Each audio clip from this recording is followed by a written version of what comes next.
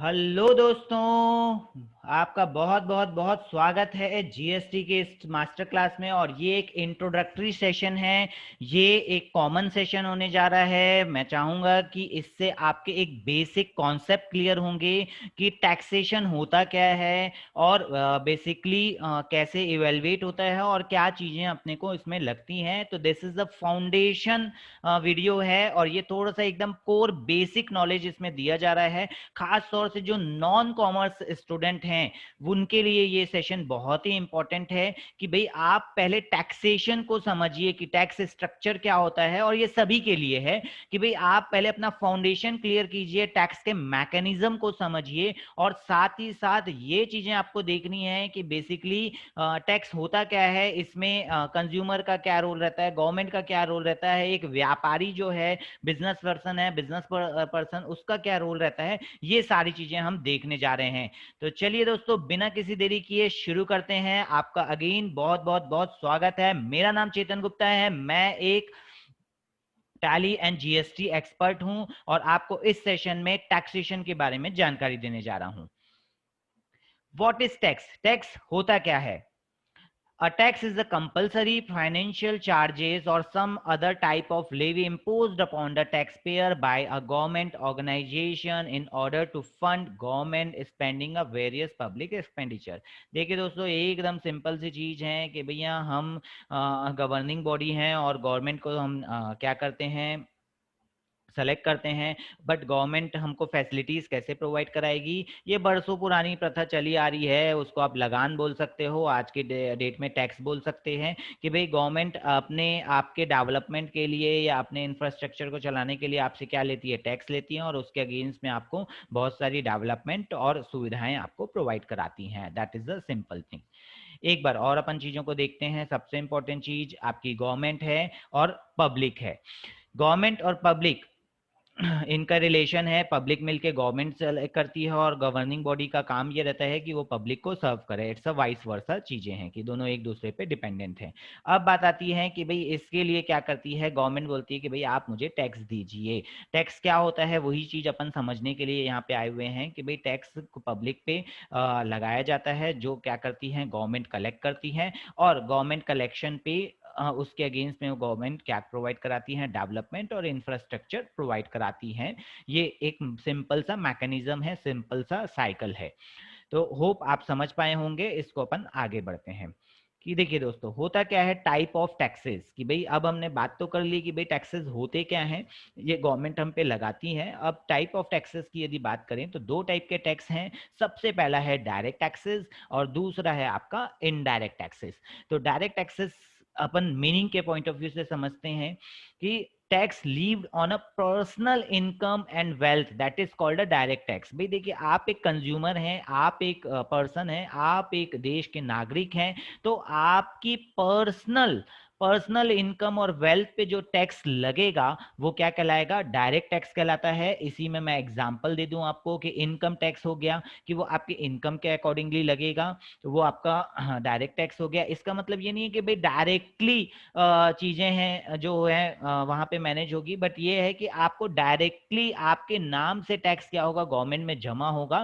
That is called a direct tax. और indirect tax क्या होता है कि ये जो है किसी भी तरह की आप गुड्स और सर्विस अवेल करते हो, है ना, चाहे वो गवर्नमेंट की हो या नॉन गवर्नमेंट की हो, किसी भी ऑर्गेनाइजेशन से आप लेते हो, चाहे वो बिजनेस के लिए लो या आप पर्सनली लो, उसमें आपको कुछ टैक्स पे करना पड़ता है। और वो जो है वो डायरेक्टली आप पे नहीं करते हो, वो इनडायरेक्टली आपसे कलेक्ट किया जाता है। मीन्स आप कहीं पे भी कोई सामान खरीदेंगे तो उसमें ऑलरेडी टैक्स जुड़ा हुआ है। आप जो पे करेंगे, जो भी अमाउंट पे करेंगे, उसमें वो टैक्स क्या होता है?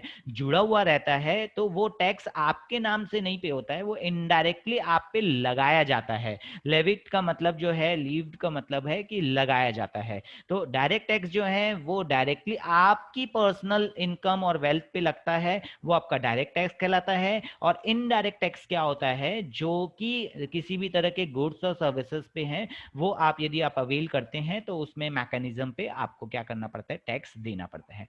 नेचर क्या है? नेचर जो है डायरेक्ट टैक्स का प्रोग्रेसिव नेचर है। देखिए इसको समझना बहुत जरूरी है कि प्रोग्रेसिव नेचर क्या होता है। भाई सिंपल सी चीज है कि अब एक किसान है, एक गरीब व्यक्ति है जो जिसकी इनकम पर्टिकुलर स्लैब बने हुए हैं। आपको इनकम टैक्स की यदि बात कर दी जाए, इसलिए मैंने एग्जांपल भी दिया था कि डायरेक्ट टैक्स में जो सबसे इंपॉर्टेंट और सबसे बड़ा टैक्स है वो इनकम टैक्स ही है। तो इनकम टैक्स में क्या बने हुए हैं? स्लैब बने हुए हैं, और वो प्रोग्रेसिव नेचर के टैक्स स्लैब बने हुए हैं। मीन्स कि यदि आपकी इनकम एक लिमिट तक यदि रहती है तो आपको टैक्स नहीं देना है। अभी की जो लिमिट है वो 5 लाख रुपए तक आपको इनकम टैक्स पे नहीं करना है। बट यदि आपकी अब वही प्रोग्रेसिव है कि यदि कोई बंदा 5 लाख से ज्यादा कमाता है तो उसे टैक्स पे करना पड़ेगा, 10 लाख से और ज्यादा कमाता है तो उसे ज्यादा परसेंटेज में टैक्स देना पड़ेगा। इसलिए इसका जो नेचर है वो क्या है? प्रोग्रेसिव है कि यदि आपको ये कंपनी है तो उसे 30% तक टैक्स देना पड़ता है। तो ओवरऑल डायरेक्ट टैक्सेस की बात की जाए तो इसका नेचर क्या है? प्रोग्रेसिव है। मीन्स जैसे जैसे आपकी इनकम बढ़ते जाएगी वैसे वैसे आपको ज्यादा टैक्स लगते जाएगा। बट वहीं इनडायरेक्ट टैक्स का जो नेचर है वो क्या है? रिग्रेसिव है। रिग्रेसिव मीन्स ये सब के लिए समान है। अब इसको एक एग्जांपल लीजिए कि भाई पार्ले जी बिस्किट 5 रुपए में एक गरीब को भी मिलेगा, एक अपन भी लेने जाएंगे तो भी 5 रुपए का ही मिलेगा, और अंबानी जी भी खरीदने जाएंगे तो उनको भी 5 रुपए का ही मिलेगा। मतलब 5 रुपए का बिस्किट की बात कर रहा हूँ, पैकेट की। तो एक एग्जाम्पल के लिए ले रहा हूँ कि भाई आप जो भी गुड्स और सर्विस हैं, कुछ भी सामान आप खरीदेंगे उसका सेम जो रहता है उसमें सेम टैक्स रहता है। मीन्स जो वैल्यू है उसकी वो सेम आपको मिलेगी। कि ऐसा नहीं है कि भाई 5 वाला बिस्किट है तो वो कोई दुकानदार गरीब आएगा तो वो उसको 4 रुपए में देगा, और कोई और दूसरा आएगा तो उसको वो 10 रुपए में दे सकता है। नहीं, क्योंकि एमआरपी लिखी हुई है ना भाई, बात ये है। तो आप समझ पा रहे होंगे कि भाई जो टैक्स का अंतर है, डायरेक्ट टैक्स जो है वो प्रोग्रेसिव नेचर का है। मीन्स जैसे जैसे आपकी इनकम बढ़ती जाएगी वैसे वैसे आपका टैक्स बढ़ते जाएगा। बट इनडायरेक्ट टैक्स जो है वो रिग्रेसिव है। मीन्स वो सबके लिए समान है।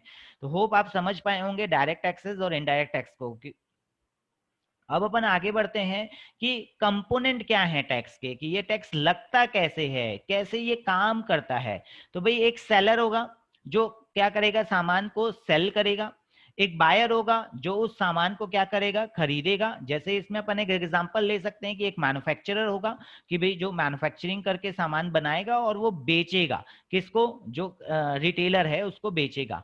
अब यहाँ पे तीसरा सबसे इंपॉर्टेंट चीज आ जाएगा, कंज्यूमर। कि भाई अल्टीमेटली कंज्यूमर कौन हो गए? आप और हम लोग जो बहुत सारी चीजों को खरीदते हैं और कंज्यूम करते हैं, है ना। कस्टमर बोल सकते हैं इसको, कंज्यूमर बोल सकते हैं, और इसको आम आम पब्लिक भी बोला जा सकता है। तो ये हो गया कंज्यूमर। कि भाई ओवरऑल एक पर्टिकुलर कोई व्यक्ति या तो बनाएगा सामान, उसको क्या करेगा? बेचेगा, और वो व्यक्ति दूसरे जो कंज्यूमर है उसको क्या करेगा? बेचेगा। अब टैक्स, टैक्स कैसे होता है यहाँ पे? कि भाई वही बाइंग और सेलिंग पे जब भी कोई सामान बिकता है, देखिए यहाँ पे यदि इस एग्जांपल की बात की जाए तो दो बार बिक रहा है। एक तो सेलर पहले मैन्युफैक्चरिंग करके किसको बेच रहा है? बायर को बेचेगा। और बायर जो है वो सेलर से खरीद के क्या करेगा? अल्टीमेटली कंज्यूमर को बेचेगा। तो इसमें जब भी कोई सेल होती है तब वहां पे क्या लगेगा? टैक्स लगेगा। अब गवर्नमेंट का क्या रोल है? यहाँ पे क्या होता है? गवर्नमेंट कैसे बीच में आ जाती है कि भाई जो बायर है, यहाँ पे ध्यान दीजिएगा, जो बायर है वो कंज्यूमर से टैक्स कलेक्ट किया हुआ है, तो उसे कहीं ना कहीं क्या करना पड़ेगा? जो सेलर है और बायर है उसे जो उसने एक्स्ट्रा या एक्सेस टैक्स कलेक्ट किया है उसे क्या करना पड़ेगा? गवर्नमेंट को पे करना पड़ेगा। यही आपका बेसिक चीज है यहाँ पे। और गवर्नमेंट उस पैसे को रख के क्या करेगी? कुछ ना कुछ डेवलपमेंट और आपको फीडबैक प्रोवाइड कराएगी। तो चलिए दोस्तों आगे बढ़ते हैं। एक ऑर्गेनाइजेशन के पॉइंट ऑफ व्यू से अपन इन चीजों को समझते हैं। फिर से इसको एक एग्जांपल को अपन दूसरे वे में इन चीजों को समझते हैं कि सबसे पहले एक ऑर्गेनाइजेशन, एक व्यापारी करता क्या है, एक बिजनेस करता क्या है? भाई वो सामान खरीदता है और उसमें क्या करता है? टैक्स पे करता है। किसको? सप्लायर को। देन वो गुड्स किसको बेचता है? कंज्यूमर को बेचता है। कंज्यूमर को बेचेगा तो वहां से वो क्या करता है? टैक्स को कलेक्ट करता है। ठीक है, हाँ होप आप समझ पाए होंगे कि वो बायर जब भी सामान खरीदेगा तो भी उसको टैक्स देना है, और जब वो सामान बेच रहा है तो सामने वाले से क्या करेगा? वो टैक्स कलेक्ट करेगा। और जो डिफरेंस अमाउंट है, मतलब जिन्होंने जितना उसने कलेक्ट किया हुआ है और जितना उसने क्या किया हुआ है? सप्लायर से खरीद के पे किया हुआ है, उसका डिफरेंस अमाउंट ही क्या करना है? वो गवर्नमेंट को क्या करेगा? पे करेगा। तो होप आप समझ पाए होंगे। अपन फिर से चीजों को देखते हैं, एक लाइव एग्जांपल देखते हैं कि बायर जो है एक ऑर्गेनाइजेशन रिटेलर है, उसने कहीं से होलसेलर से सामान खरीदा 110 रुपए का। वैल्यू ऑफ गुड्स कितना है उसमें, एग्जाम्पल के लिए 100 रुपए है और उसमें टैक्स क्या है 10 रुपए लगा हुआ था। तो बट सामने वाले को तो कितना पे करना पड़ेगा, 110 रुपए ही पे करना पड़ेगा। अब वो अपना प्रॉफिट जोड़ता है, उसमें उसकी सेल्स वैल्यू हो जाएगी 120, फिर उसको उसमें क्या करना पड़ेगा, टैक्स जोड़ना पड़ेगा। तो टोटल इनवॉइस वैल्यू कितनी हो जाएगी 132 रुपए। और 2 रुपए जो एक्सेस टैक्स है, देखिए एक्सेस टैक्स कैसा हुआ, परचेज पे उसने 10 रुपए टैक्स ऑलरेडी पे किया हुआ था और सेल्स पे उसने 12 रुपए ही टैक्स कलेक्ट किया। तो सिर्फ 2 रुपए जो डिफरेंस का अमाउंट है वो उसका प्रॉफिट नहीं हुआ, वो क्या करेगा, उठा के गवर्नमेंट को क्या करेगा, पे कर देगा। तो इसका बस मैकेनिज्म आप ये समझ लीजिए कि एक व्यापारी जो है उसको क्या करना पड़ता है, वो लोगों से क्या करता है, टैक्स कलेक्ट करता है और गवर्नमेंट को क्या करता है, पे करता है। That's it. अब इसी में जो सबसे इंपॉर्टेंट चीज आती है, बिजनेस का जो काम है वो क्या करती है, वो यही चीज करती है कि एक व्यापारी क्या करता है, पब्लिक या कंज्यूमर से टैक्स कलेक्ट करके गवर्नमेंट को देना होता है, उसका बेसिकली काम ही यही है। अब यहीं पे सबसे इंपॉर्टेंट आती है टैक्स अकाउंटिंग की, कि भैया ये टैक्स की अकाउंटिंग क्यों करना पड़ता है या टैक्स की पूरी जानकारी क्यों है। सिंपल सी चीज है भैया कि उनको प्रॉपर टैक्स कलेक्ट करना पड़ेगा। गवर्नमेंट ने यदि उनको एक जिम्मेदारी दी हुई है तो यदि वो जिम्मेदारी नहीं निभाएंगे तो उनको कुछ ना कुछ क्या करना पड़ेगा, पेनल्टी लगेगी।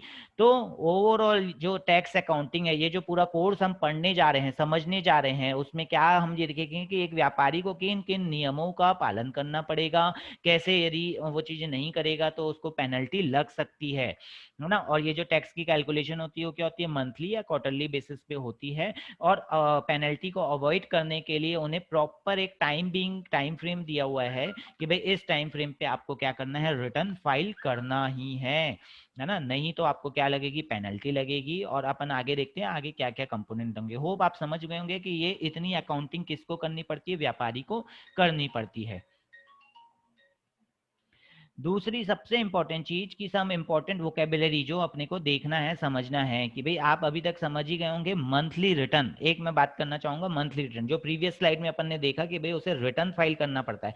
मीन्स एक व्यापारी को करना क्या पड़ता है, यहाँ पे हम आपको बता रहे हैं कि भाई व्यापारी को जब भी जितना उसने सामान खरीदा है, जितना उसने सामान बेचा है, कितना टैक्स उसने पे किया हुआ है, कितना टैक्स उसने कलेक्ट किया हुआ है, ये सारी इंफॉर्मेशन गवर्नमेंट के पोर्टल में देना पड़ता है। उसे ही हम क्या बोलते हैं, रिटर्न बोलते हैं। तो ये क्या कहलाता है, यदि मंथ में यदि उसकी एलिजिबिलिटी मंथली आती होगी तो वो क्या कहलाएगा, मंथली रिटर्न कहलाएगा। और मंथली बोलने से कि जैसे अभी हम सितंबर में है तो 1 सितंबर से 30 सितंबर का जो पीरियड है, उस पीरियड में जो भी सेल परचेज होगा वो क्या होगा, मंथली रिटर्न कहलाएगा।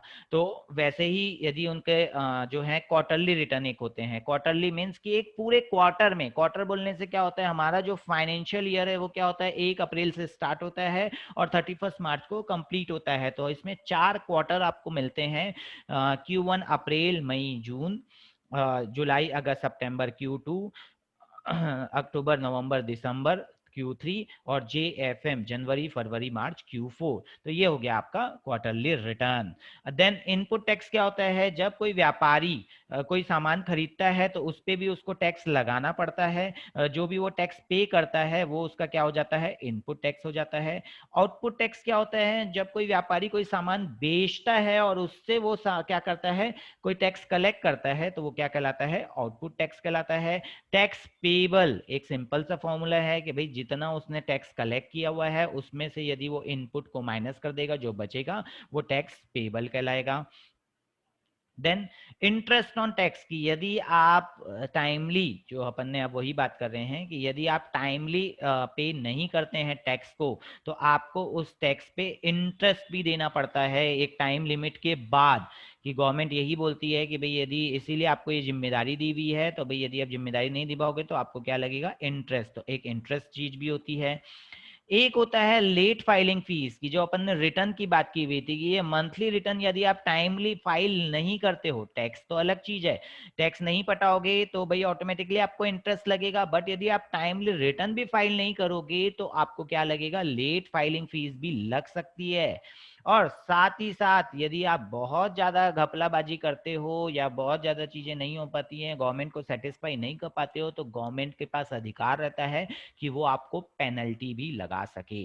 तो होप दोस्तों कि आप ये चीज़ों को समझ पाएंगे। दिस इज द फाउंडेशन, एक सिंपल लैंग्वेज में मैंने चीज़ों को समझाया हुआ है कि टैक्स स्ट्रक्चर क्या होता है, कैसे काम करता है और कैसे हम इन चीज़ों को मैनेज करते हैं। That is the complete all about taxation. हमारा जीएसटी मास्टरमाइंड क्लासेस में चीज़ें स्टार्ट हो रही हैं और हम इसी तरह की इंफॉर्मेशन, पूरा कोर्स आप करेंगे जिसमें आप बेसिक ऑफ जीएसटी से लेकर कंप्लीट जीएसटी रिटर्न फाइलिंग तक का लाइव सेशन आप उसमें देखते जाएंगे। ये 5 दिन का व्हाट्सएप कोर्स है और इसके बाद हमारा एक 21 दिन का चैलेंज कोर्स आता है जिसमें आप टैली को बेस लेकर जीएसटी के सारे कंपोनेंट को सीखेंगे। तो आप यदि उसके लिए इंटरेस्टेड हो तो डिस्क्रिप्शन बॉक्स में मैंने एक छोटी सी लिंक दी हुई है, वहां पे आप जाके अपने आप को रजिस्टर करा सकते हैं। Thank you so much. मैं चेतन गुप्ता विदा लेता हूं और जल्दी मिलेंगे नेक्स्ट सेशन में। Thank you so much.